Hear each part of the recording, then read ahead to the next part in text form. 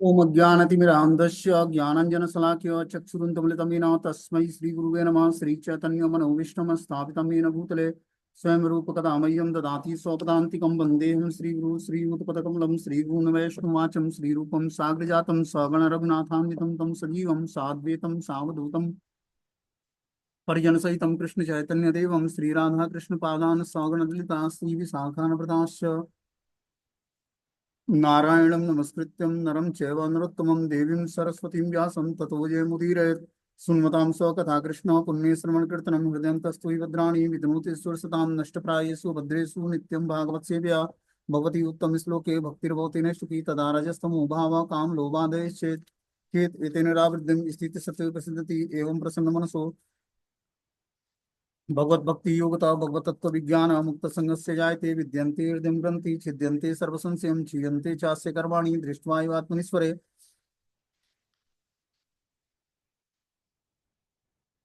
धर्म पूजितो कैटको अनत्रो परमो निर्मस्राणां सतां वेद्यं वास्त्रमत्रवस्तु स्यूतं तापत्रय उन्मूलनं श्रीमद्भागवतं महामुनि कृतं किं वा परेरीश्वरं संघो रुत्यति पृथ्वी सुतक्षणात् निगम कल्पतरु गलितं फलं सुखमुखाद्रव्यमित सन्निहितं पिबत भागवतं रसमालयं मूर्खो रसिका भुवावुक सच्चिदानंद रूपाय विस्तृतोत्पत्ति हेतवे तापत्रय विनाशाय श्रीकृष्णाय वयं नमः।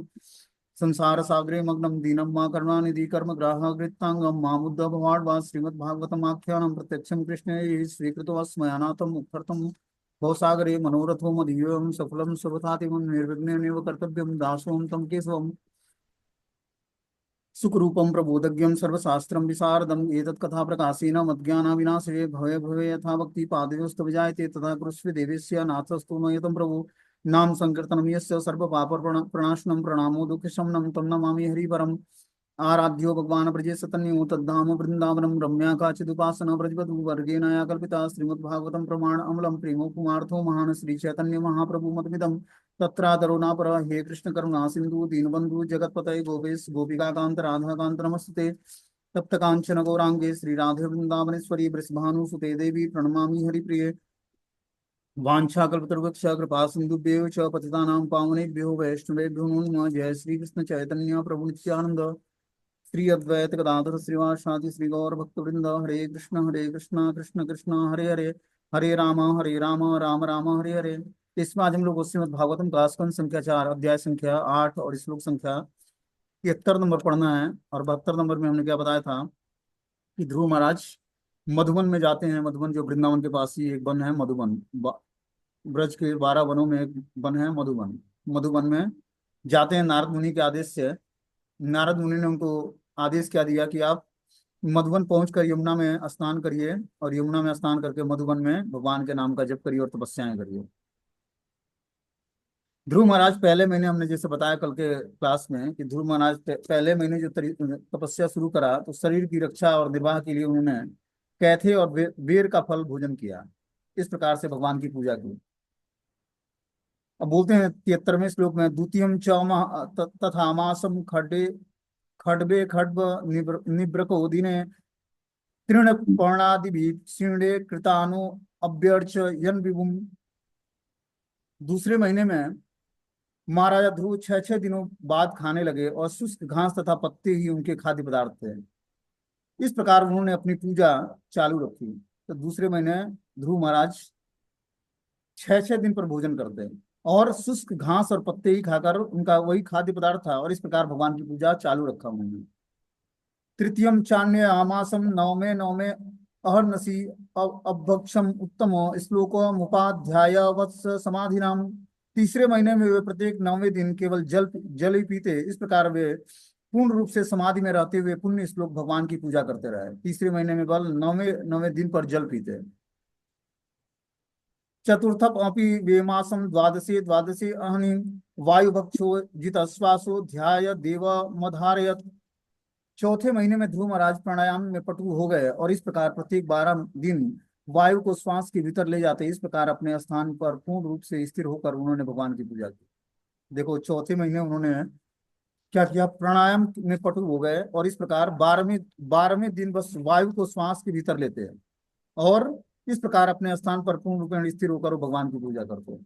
क्या तल्लीनता होगी उनकी कि पहले महीने वो कैथे का और बैर का फल जो है भोजन करते हैं शरीर निर्वाह के लिए, वो भी तीसरे दिन में केवल एक बार, 3 दिन पर एक बार। दूसरे महीने 6 6 दिन पर घास के पत्ते खाते हैं। और तीसरे महीने बता रहे हैं कि जो है वो 9वें 9वें दिन पर जल पीते हैं और इस तरह समाधि में रहते हैं। और बता रहे हैं कि जो है चौथे महीने जो है 12वें दिन बस वायु को श्वास के भीतर लेते हैं और इस प्रकार अपने स्थान पर पूर्ण रूप में स्थिर होकर वो भगवान की पूजा करते हैं। 5वें महीने में राजपुत्र महाराजा ध्रुव ने श्वास रोकने पर ऐसा नियंत्रण प्राप्त कर लिया कि वे एक ही पांव पर खड़े रहने में समर्थ हो गए, मानो कोई अचल ठूंठ हो। इस प्रकार उन्होंने परम ब्रह्म में अपने मन को केंद्रित कर लिया। तो 5वें महीने क्या किया उन्होंने, अपने श्वास रखने नियंत्रण की प्रक्रिया में पटु हो गए, तो अपने एक पांव पर खड़े होकर समर्थ हो गए और अचल एक डंडे की बात खड़ा रहकर और परम ब्रह्म में अपने मन को केंद्रित कर दिया। आगे बता रहे हैं कि सर्वतो मन आकृष्टम हृदय भीतेन्द्रिया संयम ध्याय भगवतो रूपम नाक्षाक्षी किंचना परम। उन्होंने अपनी इंद्रिय तथा उनके विषयों पर पूर्ण नियंत्रण प्राप्त कर लिया और इस तरह अपने मन को चारों ओर से खींचकर भगवान के रूप में स्थिर कर दिया। इस तरह से क्या किया उन्होंने, अपनी इंद्रियों पर पूर्ण और विषयों इंद्रियों और इंद्रिय विषयों पर पूर्ण नियंत्रण प्राप्त करके अपने मन को चारों ओर से खींचकर भगवान के चरणों में स्थिर कर दिया। बोलते हैं ध्यान के यौगिक नियमों की स्पष्ट व्याख्या की गई है। मनुष्य को मन अन्यत्र न लगाकर भगवान के स्वरूप पर स्थिर करना होता है। इसका यह अर्थ नहीं है कि किसी निर्गुण वस्तु में ध्यान केंद्रित किया जाए या उसका ध्यान किया जाए। ऐसा करना समय का अपव्यय मात्र है, क्योंकि वह अनावश्यक रूप से कष्टदायक होता है, जैसे कि भगवत गीता में कहा गया है। तो भगवान के निर्गुण रूप का तो कोई ध्यान नहीं कर सकता है, क्योंकि भगवान का एक स्वरूप है जो सगुण रूप है, ठीक है ना। और जो ये निर्गुण अच्छा नहीं है, मेरे तो ध्यान, पैर दबा दे, ब्रह्म ज्योति तीर का दबा ध्यान, दे। कि निराकार ब्रह्म है और उनकी उपासना करते हैं निराकार ब्रह्म के रूप में। तो उनका डिस्टिलेशन क्या होता है, वो निराकार ब्रह्म की उपासना करके और भगवान के जो शरीर से निकला हुआ तेज है उसमें जाकर वो समाहित हो जाते हैं। लेकिन हम लोग साकार ब्रह्म की पूजा करते हैं। साकार ब्रह्म मतलब भगवान के किसी स्वरूप की पूजा करते हैं। दूसरी बात है कि जिस स्वरूप का हम ध्यान करते हैं उस शास्त्रों के अनुसार वो श्री विग्रहों को तैयार किया जाता है। जैसे हम अपने मंदिरों में देखते हैं, जिन विग्रहों का निर्माण होता है उस शास्त्रों पर आधारित होते हैं कि भगवान के कितने बड़े नेत्र होंगे, कितने बड़े ओठ होंगे, कितने बड़े पैर होंगे, कितने बड़े उनके बाल होंगे, और किस तरह का भगवान ड्रेस पहनेंगे, और क्या क्या जो है आभूषण धारण करेंगे, क्या मालाएं पहनेंगे। तो सारी चीजें जो है पहले से शास्त्रों में वर्णित है, जो भगवान कृष्ण पहना करते थे। तो जब उस प्रमाणिक शास्त्रों के अनुसार भगवान के शिव ग्रहों की रचना होती है, उनको श्रृंगारित किया जाता है, उनको उनकी ड्रेसिंग होती है प्रॉपर तरीके से, तो वो श्री विग्रह जो है जब शास्त्रों पर प्रमाणिक आधार पर वो श्री विग्रहों की सेवा होनी शुरू होती है, ठीक है ना, तो वो श्री विग्रह में भगवान का प्रेजेंस अनुभव होता है व्यक्ति को, और उनसे रिसिप्रोकेशन होता है, आदान प्रदान होता है। इसीलिए श्री विग्रहों की पूजा करते समय व्यक्ति को क्या करना चाहिए, प्रमाणिक शास्त्रों पर आधारित डीडीज को रखना चाहिए और उस हिसाब से उनके विग्रहों की सेवा करनी चाहिए, ठीक है ना। आगे इसमें बता रहे हैं कि आधारम महदादीना प्रधानम पुरुषेश्वरम ब्रह्मधारण्या ब्रह्मधारण्या शस्त्रम त्रयो लोकाश्च कंपिरे। इस प्रकार जब ध्रुव महाराज ने समग्र भौतिक सृष्टि के आश्रय तथा समस्त जीवात्माओं के स्वामी भगवान को अपने वश में कर लिया, तो तीनों लोग हिलने लगे। इस तरह से क्या करते हैं कि ध्रुव महाराज भौतिक सृष्टि के आश्रय तथा समस्त जीवाओं के स्वामी भगवान को अपने वश में कर लिया है, ऐसी दिव्य तपस्याएं की उन्होंने। और इस प्रकार दिव्य तपस्याएं करके तीनों लोग क्या हुआ, उनकी तपस्याओं से हिलने लगे। जब कोई व्यक्ति दिव्य तपस्या करता है तो क्या होता है, तीनों लोगों में कंपन उत्पन्न होने लगता है। बोलते हैं इस श्लोक में ब्रह्म शब्द महत्वपूर्ण है। ब्रह्मण्य का अर्थ है कि वह जो न केवल सबसे महान है, वरना जिसमें विस्तार की असीम शक्ति है। ध्रुव महाराज ब्रह्म को अपने हृदय में किस प्रकार आबद्ध कर सके, इस प्रश्न का उत्तर जीव गोस्वामी ने बहुत अच्छे ढंग से दिया है। उनका कथन है कि भगवान ही ब्रह्म के मूल हैं, क्योंकि भौतिक तथा आध्यात्मिक सब कुछ उनमें समाहित है और उनसे बड़ा कोई नहीं है। तो यहाँ पर बता रहे हैं कि ब्रह्म शब्द महत्वपूर्ण है। ब्रह्मण्य का अर्थ है वह जो न केवल सबसे महान है, वरना जिसके विस्तार असीम है। ब्रह्म उसको बोलते हैं जिसका विस्तार असीम मात्रा में है, ठीक है ना। तो ध्रुव महाराज ने भौतिक सृष्टि का आश्रय तथा समस्त जीवात्माओं के स्वामी भगवान को अपने वश में कर लिया, और इस प्रकार जब उन्होंने वश में किया तपस्या करके, तो तीनों लोग हिलने लगे और इस प्रकार वो अपनी दिव्य तपस्याओं में आगे बढ़ते गए। जब राजपुत्र ध्रुव महाराज अपने एक पांव पर अविचल भाव से खड़े रहे, तो उनके पांव से भार से आधी पृथ्वी उसी प्रकार नीचे चली गई जिस प्रकार हाथी के चढ़ने से उसके प्रत्येक कदम से नाव कभी दाएं हिलती है तो कभी बाएं। इस प्रकार बता रहे हैं कि जिस प्रकार किसी नाव पर बाई हाथी चढ़ जाए तो जिधर भार वो ज्यादा देगी उधर नाव दबेगा। उसी तरह राजपुत्र ध्रुव महाराज के पांव से अविचल भाव से खड़े होने से पांव के भार से आधी पृथ्वी उसी प्रकार नीचे दब गई, जिस प्रकार हाथी के चढ़ने से नाव कभी दाएं और कभी बाएं हिलती है। ऐसी उनकी दिव्य तपस्याएं थी। बोलते हैं इस श्लोक का सबसे महत्वपूर्ण पद पार्थिव वाब्रकम अर्थात राजा का पुत्र है। जब ध्रुव घर पर थे तो राजपुत्र होते हुए भी वे अपने पिता की गोद में चढ़ने से रोक दिए गए, किंतु जब वे आत्म साक्षात्कार अथवा भक्ति में आगे बढ़ गए तो वे अपने अंगूठे के भार से पृथ्वी को दबा सकते थे। सामान्यतः चेतना तथा कृष्ण चेतना का यही अंतर है। सामान्य चेतना में राजा के पुत्र को भी उसका पुत्र किसी वस्तु के लिए मना कर सकता है, किंतु जब वही व्यक्ति हृदय में कृष्ण चेतना से युक्त हो जाता है तो अपने अंगूठे की दाएं दाव से पृथ्वी को धकेल सकता है। तो जब व्यक्ति भगवान की शरण ग्रहण करता है, अभी तक वो राजपुत्र थे, ठीक है ना, राजपुत्र होते हुए भी उनको राज्य से निकाल दिया गया। अब एक स्थिति ऐसी आई कि 5 महीने बाद ही वो पूरे पृथ्वी तीनों लोगों के को कंट्रोल करने की योग्यता उनके अंदर आ गई। कैसे? भगवान की शरण ग्रहण करके। हम लोग वो विश्वास ही नहीं होगा कि भगवान के नाम जप और भगवान की शरण लेने मात्र से हमारे जीवन में बदलाव क्या आएगा और हमारे पास कैसी कैसी आध्यात्मिक शक्ति आ जाएगी जिसका व्यक्ति अंदाजा ही नहीं लगा सकता है। बस आप तीव्रता से भगवान का भजन करो, फिर देखो जीवन में चेंजेस क्या आता है, बदलाव क्या आता है। पूरा जीवन ही बदल जाएगा व्यक्ति का। वो कभी सोचा भी नहीं होगा कि हमारा जीवन ऐसा होगा, ऐसा उसको जीवन प्राप्त हो जाएगा। बता रहे हैं कि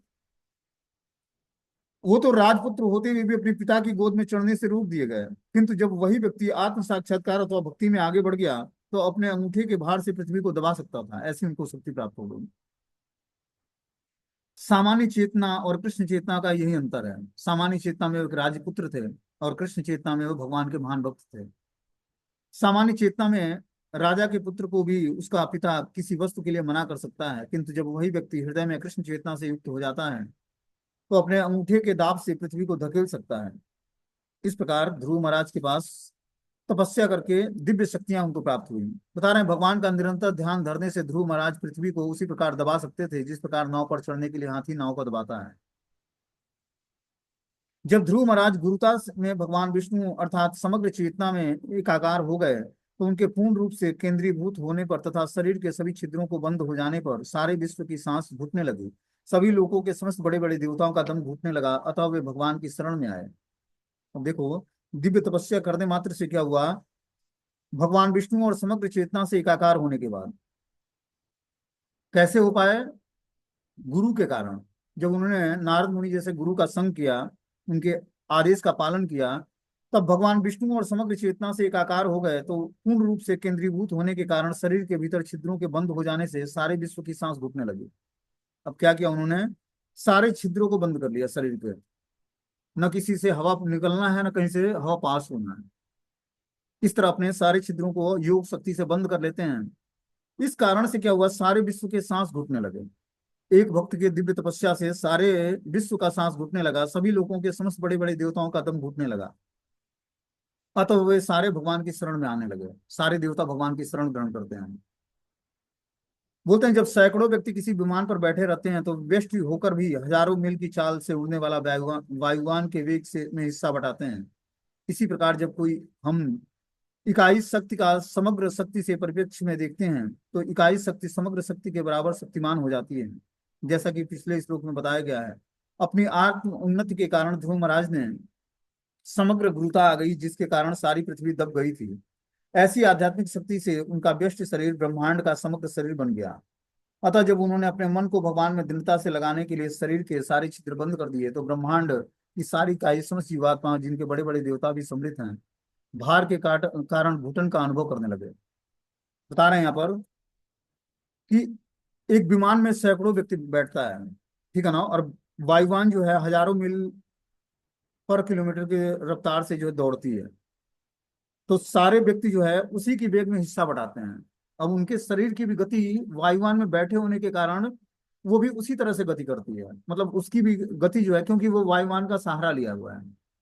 उसी प्रकार हम एक इकाई शक्ति को समग्र शक्ति के परिप्रेक्ष्य में देखें तो इकाई शक्ति समग्र शक्ति के बराबर शक्तिमान हो जाती है।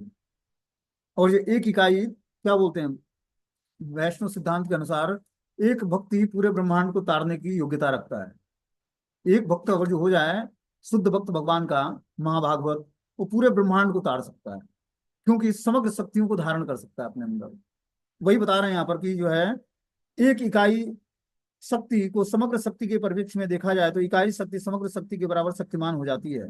और अपनी आत्म उन्नति के कारण महाराजा ध्रुव समग्र गुरुता आ गई थी, जिसके कारण सारी पृथ्वी दब गई थी। ऐसी आध्यात्मिक शक्ति से उनका व्यष्टि शरीर ब्रह्मांड का समग्र शरीर बन गया। अतः जब उन्होंने अपने मन को भगवान में दृढ़ता से लगाने के लिए शरीर के सारे छिद्र बंद कर दिए, तो ब्रह्मांड की सारी इकाई समस्त जीवात्माएं, जिनमें बड़े बड़े देवता भी सम्मिलित हैं, भार के कारण घुटन का अनुभव करने लगे। इस प्रकार जब उन्होंने क्या किया, जब दिव्य तपस्याएं की तो क्या हुआ, पृथ्वी दबने लगी। और दबने के कारण क्या हुआ, और अपने शरीर के सारे रोम छिद्रों को उन्होंने बंद कर दिया, जिसके कारण ब्रह्मांड की सारी इकाई समस्त जीवात्मा, जिनमें बड़े बड़े देवता भी सम्मिलित हैं, उस भार के कारण घुटन का अनुभव करने लगे। व्यक्ति के अंदर बहुत ही शक्ति है, समझ रहे बात को, बस उसको क्या करना है, जागृत करना है। जागृत कैसे होता है, जब हम भगवान की शरण ग्रहण करके और गुरु के आदेश का पालन करते हैं, लेकिन उन शक्तियों का गलत उपयोग नहीं करना है। अब ध्रुव महाराज जानबूझकर ये चीजें उनको पता ही नहीं है, वो तो अपनी तपस्या में लगे हैं। वो जानबूझकर कोई किसी देवता को परेशान करने का मोटिव नहीं है, उनको तो भगवान को प्रसन्न करने का मोटिव है उनका। लेकिन उनकी दिव्य तपस्याओं से क्या हुआ, धरती दबने लगी और सारे देवताओं के दम घुटने लगे। वे सब भगवान की शरण में आए, क्योंकि उनकी समझ में नहीं आ रहा था कि ये क्या हो रहा है। उनको भी ये समझ नहीं आ रहा था कि ये किस कारण से हो रहा है। ध्रुव महाराज द्वारा अपने शरीर के रोम छिद्रों को बंद करना और उससे सारे ब्रह्मांड के श्वास द्वारों को रुद्ध होना एक ऐसा उदाहरण है जो यह बताता है कि भक्त अपनी व्यक्तिगत भक्ति के से सारे विश्व के लोगों को प्रभावित करके उन्हें भगवान का भक्त बना सकता है। कि एक भक्त भगवान का शुद्ध भक्त निकल जाए तो पूरे ब्रह्मांड को, पूरे विश्व को क्या करता है, भगवान का भक्त बना सकता है। इतनी शक्ति एक भक्त में है। शुद्ध कृष्ण चेतना से युक्त चाहे एक ही शुद्ध भक्त क्यों न हो, वो सारे विश्व की चेतना को कृष्ण चेतना में बदल सकता है। यही हम ध्रुव महाराज के चरित्र को पढ़ें तो हम इसे समझ पाना जरा भी कठिन नहीं है। जब शिला भक्ति सिद्धांत सरस्वती ठाकुर जी प्रभुपाद जी जो लेक्चर दिया करते थे, तो एक सिटिंग में 3-3 घंटे लेक्चर देते थे। वहां पर सभी लोग सुनते सुनते सो जाते या भाग जाते वहां से, क्योंकि 3 घंटा बैठेगा कौन क्लास में। तो क्या हुआ कि वो बोलते कि अगर जो कोई एक भक्त भी हमारा क्लास सुनकर और भगवान का शुद्ध भक्त बन जाता है, तो हमारा जीवन, मतलब आध्यात्मिक जीवन हमारा सक्सेस हो गया। और उन्होंने ऐसा करके दिखाया भी कि बहुत सारे शिष्य थे भक्ति सिद्धांत सरस्वती ठाकुर प्रभुपाद जी के, लेकिन उसमें से शिला प्रभुपाद जी एक थे जिन्होंने आगे चलकर जो है पूरे विश्व में हरि नाम संकीर्तन का प्रचार किया।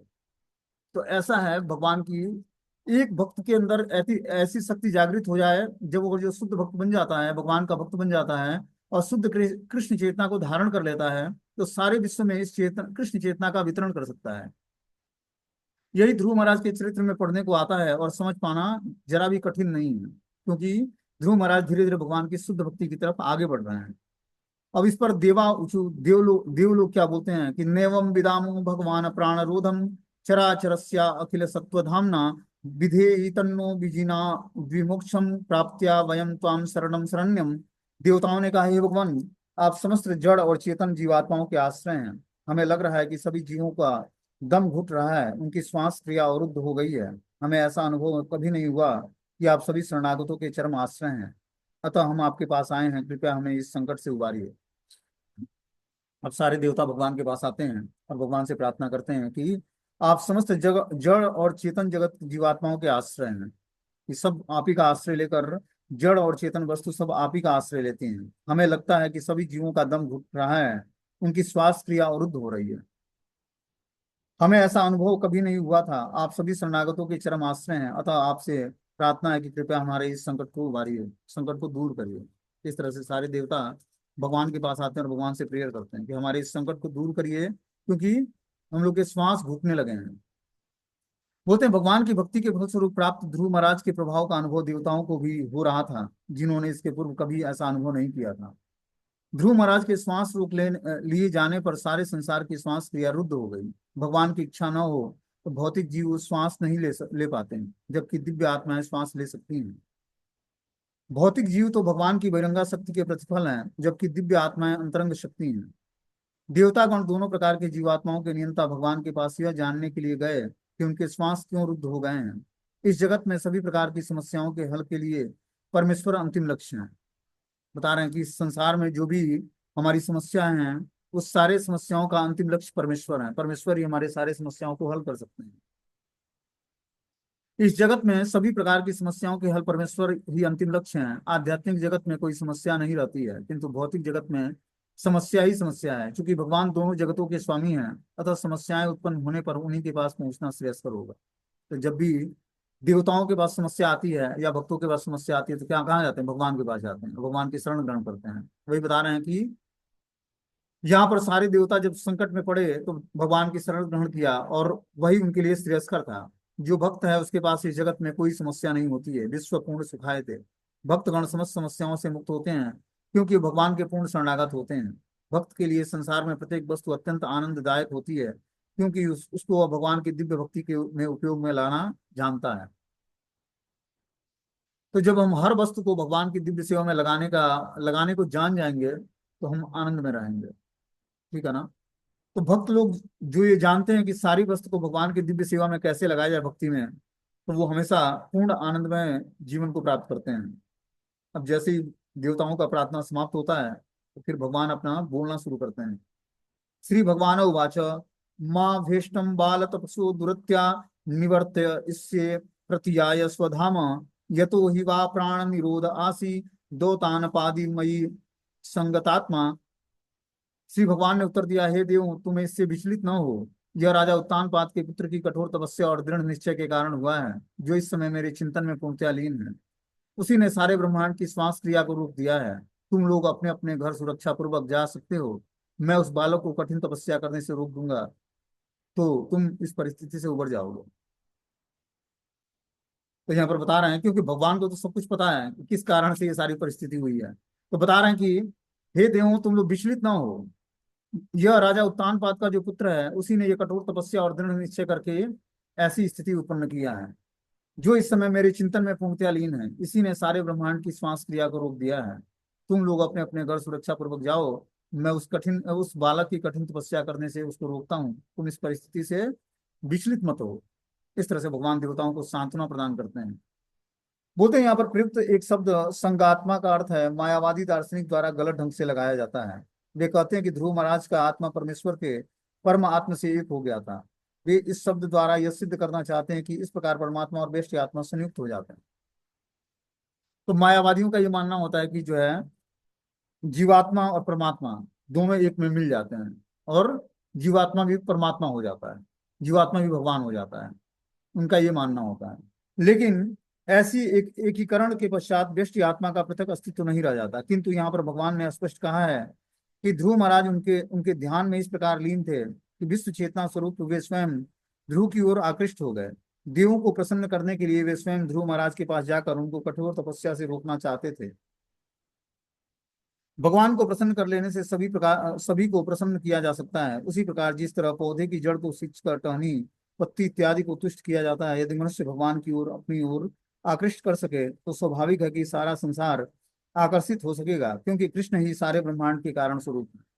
तो यहाँ पर बता रहे हैं कि जो है 33 करोड़ देवी देवता है अपने हिंदू रिलीजन में। 33 करोड़ देवी देवताओं में आप किसको किसको प्रसन्न करोगे?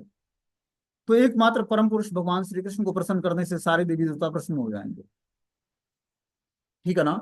तो हमें अलग अलग देवी देवताओं के मंदिरों में जाकर दर्शन करना, उनका प्रसाद खाना अब परहेज करना पड़ेगा, क्योंकि हम वैष्णव बनने का प्रयास कर रहे हैं। तो जैसे मान लो कि कोई वैष्णो देवी जाता है या ऐसे धामों में जाता है जहाँ पर माता दुर्गा का है, तो देखो हमने बहुत ही भगवान की कृपा हुई, तब जाकर हम उस माता भगवान श्री कृष्ण के बहिरंग शक्ति माता दुर्गा का हमने शरण छोड़ा है। ठीक है ना? माता दुर्गा का काम क्या है कि इस भौतिक संसार में जीवात्माओं को फंसा के रखना और प्रताड़ित करके उसको भगवान की तरफ मोड़ना। तो उन पर उनकी कृपा हम लोगों पे हुई है। ठीक है ना? उनकी कृपा जब होती है बहिरंगा शक्ति माता दुर्गा देवी की, जिसको अलग अलग हम रूपों में पूजते हैं, तो उस माता दुर्गा की कृपा से हमें भगवान कृष्ण की भक्ति प्राप्त होती है। पंच देवता कर्मकांड के नियमों के अनुसार जो पंच देवता हैं, कौन कौन? दुर्गा देवी माता, भगवान शिव, हनुमान जी, सूर्य देव और गणेश जी। ये पंच देवता स्वयं साक्षात भगवान के ही रिप्रेजेंटेटिव और भगवान का ही भजन करके इनको शक्ति प्राप्त होती है।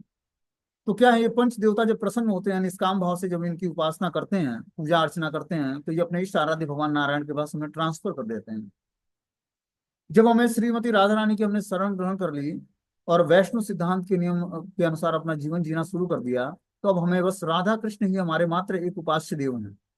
उन्हीं का दर्शन, उन्हीं का भजन, उन्हीं को प्रणाम, उन्हीं की प्रार्थनाएं, उन्हीं के लिए मंत्र जाप, अब उन्हीं के लिए सारे कार्य करने हैं। ठीक है ना।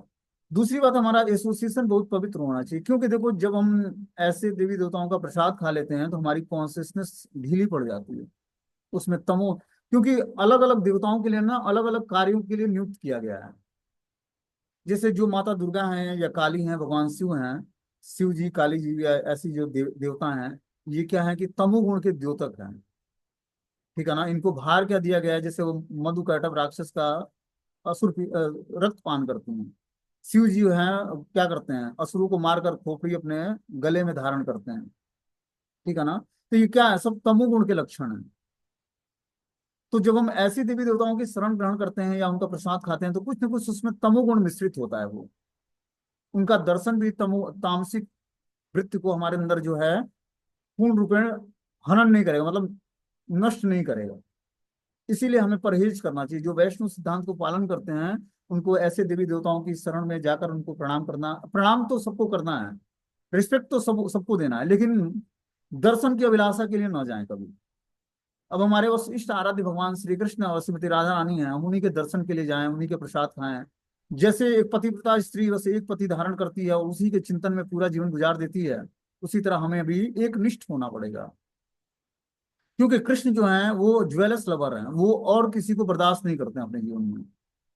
आपके जीवन में आप अगर जो उनका भक्त बनना चाहते हो, तो किसी भी अनन्य चिंतयन्तो माम ये जना प्रयुपासते तेषां नित्य अभियुक्ता नाम योगक्षेम वाहम्यम। आप चाहते हो कि भगवान कृष्ण हमारा योगक्षेम वहन करें, हमारा भरण पोषण करें, हमारे स्वामी बन जाएं, हमारे वो वास्तविक पति हैं। इसको आपको पालन करने के लिए क्या करना पड़ेगा, उनके प्रति वफादारी दिखानी पड़ेगी। अब अनन्य भाव से उनका भजन करना पड़ेगा, अन्य किसी का नहीं, अन्य किसी के पास नहीं जाना है। अब चाहे हमारे पास अकामो सर्व कामो व मोक्ष काम उदार धीति प्रेण भक्ति योगेन यजति पुरुषम परम, कि अकामक सर्व कामो वा, अनेक कामनाएं हैं हमारे अंदर या कोई भी कामना नहीं है, या मोक्ष कामना है कि मोक्ष प्राप्त करना है, कोई भी कामना है, तो तीव्रेण भक्ति योगेन, तीव्रता से हमें भक्ति योग के नियमों का पालन करना पड़ेगा, तो हम उस परम पुरुष को प्रसन्न कर पाएंगे। तो कृष्ण को प्रसन्न करने के लिए अनन्यता चाहिए। अनन्य भक्ति से, अनन्य भाव से जब हम उनका भजन करेंगे, उन्हीं के लिए दर्शन, उन्हीं के लिए प्रणाम, उन्हीं के लिए सब कुछ, अपना पूरा जीवन ही अब उन्हीं को समर्पित है। उनको, उनके अलावा किसी का दर्शन ही नहीं करना है, यहाँ तक कि अन्य किसी रूपों का भी नहीं, अन्य किसी स्वरूप का भी, भगवान के स्वरूप के, कृष्ण के स्वरूप के अलावा अन्य किसी स्वरूप, यहाँ तक कि वसुदेव कृष्ण का भी नहीं। मैं आपको बताऊं, वसुदेव कृष्ण भी अपने इष्ट आराध्य नहीं है। कौन से कृष्ण हैं, जो ब्रज धाम छोड़ के, वृंदावन धाम छोड़ के नहीं जाते, जो नंदन श्याम सुंदर, त्रिभंग श्याम सुंदर मुरलीधर कृष्ण है, जो गाय चराते हैं, राधा रानी के साथ नृत्य करते हैं, उस राधा श्याम सुंदर का दर्शन करना है। वही हमारे इष्ट आराध्य प्राणेश्वर है। बस एक स्वरूप पर ध्यान को केंद्रित करना है और अनन्यता लानी है अपनी भक्ति में, तब जाकर आपके अंदर दृढ़ता उत्पन्न होगी और भगवान से प्रेम उत्पन्न होगा। जब हमारे अंदर एक निष्ठता आ जाएगी, तो धीरे धीरे भगवान को अपने हर समय अपने प्रत्यक्ष अनुभव कर पाएंगे अपने जीवन में, कि कृष्ण हैं और हर समय हमारे साथ हैं और हर कण में भगवान का दर्शन है। भगवान चैतन्य महाप्रभु ने मुरारी गुप्त को, मुरारी गुप्त राम लक्ष्मण सीता जी के उपासक थे। नवदीप धाम में एकमात्र एक ऐसे भक्त थे जो हनुमान जी के अवतार हैं, मुरारी गुप्त महाप्रभु चैतन्य देव की लीलाओं में। तो स्वाभाविक रूप से हनुमान जी का आकर्षण भगवान श्री राम के प्रति है। ठीक है ना। तो अभी भी उनका विग्रह विराजमान है, हम लोग जाते हैं परिक्रमा में तो राम लक्ष्मण सीता हनुमान जी के विग्रह हैं। महाप्रभु ने बोला कि हे मुरारी, तू कृष्ण नाम भजा कर, क्योंकि कृष्ण नाम सर्व आकर्षक है और एक कृष्ण का नाम राम के 3 नाम के बराबर है। महाप्रभु ने उनको बताया कि तुम्हें राम का भजन छोड़कर कृष्ण का भजन करना चाहिए, जबकि राम और कृष्ण में कोई अंतर नहीं है मुरारी, लेकिन उसके बाद भी तुझे कृष्ण का भजन करना चाहिए। तब क्या बोला उन्होंने, तब वो महाप्रभु तो चले गए। अब रात भर मुरारी को नींद नहीं आई कि मैं कैसे राम श्री राम को भूल सकता हूँ, राम हमारे इष्ट आराध्य हैं, मैं उनका आज तक भजन किया हूँ, कैसे मैं उनको भूल जाऊं। रात भर नींद नहीं आई। फिर सुबह उठकर वो कृष्ण नाम भजन ही नहीं कर पाए, क्योंकि उनके इष्ट आराध्य श्री राम थे। तो महाप्रभु फिर चैतन्य देव मिलते आते हैं मिलने के लिए। तो पूछते हैं, मुरारी तुम कृष्ण भजन शुरू किया कि नहीं किया तुमने। तो मुरारी जो है रोने लगते हैं भगवान श्री चैतन्य महाप्रभु पूरा सामने। जब रोने लगते हैं, तब महाप्रभु ने उनकी निष्ठा को चेक करने के लिए बताया था कि उनकी निष्ठा कितनी, उनकी मतलब एक निष्ठ कितने हैं राम श्री राम भगवान के प्रति। इसके लिए महाप्रभु चैतन्य देव ने उनको बताया, उनकी परीक्षा लेने के लिए ऐसा किया था। तो महाप्रभु के सामने रोने लगे और बोले कि मुझसे नहीं हो पाएगा महाप्रभु, मैं श्री राम को नहीं छोड़ सकता। और इस तरह से एक निष्ठ भक्त बने हुए। और महाप्रभु चैतन्य देव ने अपना दर्शन दिया उनको राम के रूप में, कि मैं ही श्री राम के स्वरूप में हूँ, जिसको तुम अपने सामने खड़ा देख रहे हो। तुम्हारी अनन्य निष्ठा है भगवान श्री राम पर, तुम राम का ही भजन करो, तुम्हें भी वही गति प्राप्त होगी जो कृष्ण भजन करने से होता है। तो जिस भी स्वरूप के प्रति हमारा आकर्षण है भगवान के, उस स्वरूप को हम एक निष्ठ होकर चिंतन करें। ठीक है ना। और क्या है, और भटकाव ना लाएं अपने जीवन में, क्योंकि ये रास्ता बड़ा सेंसिटिव रास्ता है, बहुत ही खतरनाक रास्ता है अध्यात्म का रास्ता। यहाँ पर अगर जो हम अपनी चेतना को बार बार भटकाते रहेंगे, या ऐसे व्यक्ति की एसोसिएशन करेंगे जिसका भी देवी देवताओं के प्रति रुझान है, तो हमारा मति जो है भटक जाएगा, वो एक निष्ठा नहीं रह पाएगी। जब हमारे पास विपत्तियां आती हैं, तो बहुत सारे लोग अलग अलग, हम देखते हैं कि हिंदू समाज भी जाकर जो है मुसलमानों के मजारों पर चादर चढ़ाने लगते हैं। ठीक है ना। वहां पर जाकर क्या क्या चढ़ाया जाता है, चीनी और चपातियां क्या क्या चढ़ाते हैं जाकर, और उनकी मनसाएं पूरी होती हैं, चादर चढ़ाते हैं जाकर समाधियों वो उनके कब्रों पे। समाधि तो अपने वहाँ आचार्यों को दी जाती है, उनके कब्र कहलाते हैं। तो कब्रों पे जाकर व्यक्ति, हिंदू व्यक्ति जाकर चादर, हमने देखा है अपने आंखों से, दीप जलाएगा, सुगंधित अगरबत्ती जलाएगा, उसकी परिक्रमा करेगा, उनको वहां पर माथा टेकेगा जिस तरह मुसलमान करते हैं, हे बाबा रहम कर। अब वो बाबा के पास चला गया रहम कराने के लिए। तो क्या है कि जब व्यक्ति के पास एक निष्ठा नहीं होगी ना, तो कृष्ण विपत्ति परिस्थिति, विपरीत परिस्थिति में फिर हेल्प नहीं करते हैं। हम द्रौपदी माता के केस में क्या देखते हैं, कि द्रौपदी माता जब तक अपना बल आजमाया उसने अपने अपने इज्जत को बचाने के लिए भरी सभा में, तब तक कृष्ण प्रकट नहीं हुए। जब तक उनको लगा कि मैं अपने शरीर को ढकना चाहती हूँ, एक हाथ से साड़ी पकड़ा और एक हाथ खड़ा करके भगवान कृष्ण को पुकारा, हे कृष्ण हमारी रक्षा करो। तो भगवान तब तक प्रेजेंट नहीं हुए। जब दोनों हाथ खड़ा कर दिया, अब लगा कि अब कोई उपाय नहीं है, दोनों हाथ जब खड़ा किया भगवान के सामने, ठीक है ना, तो शरीर के आधे अंग तो नग्न अवस्था में थे, मतलब एज ए माता के स्वरूप में। साड़ी आदमी नीचे पहनता है, और जो दुशासन जो ऊपर का पल्लू होता है उसको खींचना शुरू किया था उसने। तो अर्धनग्न अवस्था थी, उस अवस्था में भगवान कृष्ण को दोनों हाथ खड़ा करके उन्होंने पुकारा। जब दोनों हाथ खड़ा करके पुकारा, तब भगवान ने उनको साड़ी के रूप में विस्तार करके अपना, और उनके लाज को बचाया। तो जब तक हम भगवान के प्रति पूर्ण शरणागत नहीं होंगे, तब तक कृष्ण की कृपा नहीं होगी हमारे ऊपर। समझ रहे बात को। और हमारे प्रेयर्स भगवान को हासिल नहीं होंगे। इसीलिए हमें एक निष्ठा जरूरी है। देवी देवताओं को हम रिस्पेक्ट दे सकते हैं, लेकिन जरूरत से ज्यादा नहीं। हमें अपने भगवान के प्रति, अपने जो हमारे इष्ट आराध्य प्राणेश्वर हैं, उनके प्रति हमेशा शरणागत रहना पड़ेगा। पूर्ण रूपेण, जिस तरह पतिव्रता स्त्री अपने पति को छोड़कर किसी से उसका कोई संबंध नहीं होता, उसी तरह पूर्ण रूपेण पतिव्रता बनना पड़ेगा इस रास्ते पर। एक ही पति है मात्र कृष्ण हम सबके, और सभी लोग प्रकृति हैं, भगवान ही परम भोक्ता हैं, इष्ट आराध्य प्राणेश्वर हैं हमारे। तो इस प्रकार हमें अनन्यता लानी पड़ेगी भक्ति में। बता रहे हैं यहाँ पर प्रयुक्त शब्द संगात्मा का अर्थ है मायावादी दार्शनिक द्वारा गलत ढंग से लगाया गया है। भगवान को प्रसन्न कर लेने से सभी को प्रसन्न किया जा सकता है। इसी प्रकार पौधे की जड़ को सींच कर टहनी पत्ती इत्यादि तुष्ट हो जाते हैं। यदि मनुष्य भगवान के प्रति आकृष्ट हो सके, तो स्वाभाविक है कि सारा संसार आकर्षित हो सकता है, क्योंकि कृष्ण की सारी ब्रह्मांड के कारण स्वरूप हैं।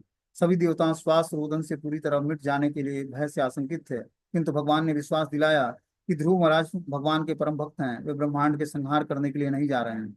भक्त कभी भी अन्य जीवात्माओं में द्वेष से द्वेष नहीं करता है।